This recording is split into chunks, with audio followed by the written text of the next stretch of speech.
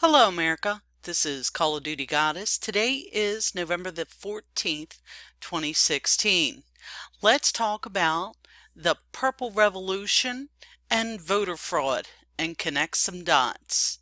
Not long after Hillary Clinton gave her concession speech in purple in order to give a shout out to her homies, the anti-Trump protests started, and they haven't let up for 6 straight days. But in looking on the bright side, these protests are kind of stimulating the economy. If you're a bus driver or even possibly an unemployed actor or actress, you're rolling in it. One of the groups involved in the anti-Trump protests is called Move On. Its website calls for people to rally against the president-elect. It apparently has ties to billionaire investor and Clinton supporter George Soros too. That's, in fact, according to emails, if you look back to 2008, released by WikiLeaks from Clinton's campaign chairman John Podesta to George Soros. In fact, they gave tips on how to steer American voters. For example, financing groups operating at campaign rallies. Move On was among them. And according to MoveOn.org, they really want to abolish the Electoral College because they are under the impression that Hillary Clinton won the popular vote. But from what I've found, that's not the case. According to Greg Phillips at VoteStand.com, he reports that they've verified more than 3 million votes cast by non-citizens. Many of the millennials, dreamers, undocumented citizens, and I call them citizens because they contribute to this country, are fearful of voting. So if I vote, will immigration know where I live? Will they come for my family and deport us? Not true. Okay. And the reason is, first of all, when you vote, you are a citizen yourself, and there is not a situation where the voting rolls somehow are transferred over and people start investigating, etc. The sanctity of the vote is strictly confidential. Greg Phillips also reports that he will be teaming up with True the Vote to initiate legal action. You remember True the Vote. It must be made publicly known that across this country, citizens just like me are being targeted by an administration willing to take any action necessary to silence opposition. I am an average American who, prior to 2009, had never been active in the processes of government. But after volunteering to work in the polls in Texas in the 2009 elections, I saw fundamental procedural problems that I felt couldn't go unaddressed. So I started True the Vote, an organization that grew into a national movement to ensure that every American voter has an opportunity to participate in elections that are free and fair.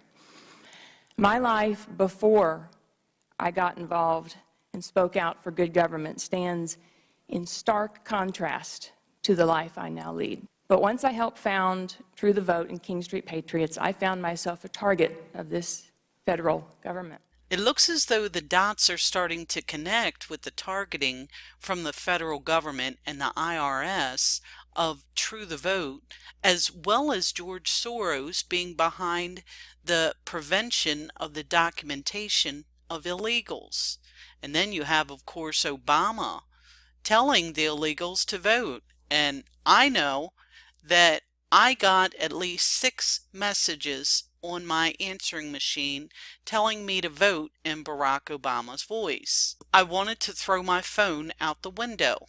So now that it's blatantly obvious about what's going on, why are they doing this?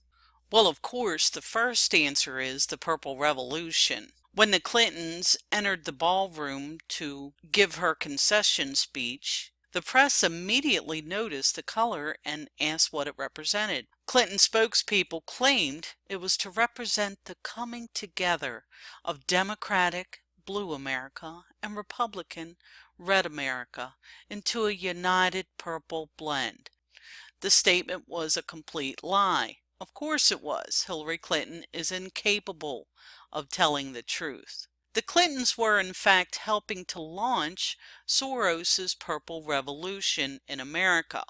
The Purple Revolution will resist all efforts by the Trump administration to push back against the globalist policies of the Clintons and soon-to-be ex-President Obama. The Purple Revolution will also seek to make the Trump administration a short one through Soros-style street protest and political disruption. It's my belief as well, it's to stir up so much havoc that the administration and Congress will not have time to even think about prosecuting Hillary Clinton and all of the people that were in Barack Obama's cabinet and all of the people he chose, because they're all a bunch of criminals. And each and every one of them took place in so many things. For example, Fast and Furious. They're still waiting on the documents. This is an article from October 7th, just a week ago. They're still trying to get the rest of the Fast and Furious documents. And Fast and Furious is tied into Benghazi with the cartel and the gun running. And it shows what the Clintons and this globalist cartel have been doing for years to get money. And if you haven't seen it yet, check out Guns, Drugs, and Money Laundering, the American Cartel, on my backup channel, and I'll leave the link below. And you'll see that it's been going on forever. So, now that we know what's going on, why it's happening, what do we do about it? I'm at a loss. If anyone has the answer, please let me know. Give me your thoughts. This is Call of Duty Goddess signing off, and as always, I've got your 6.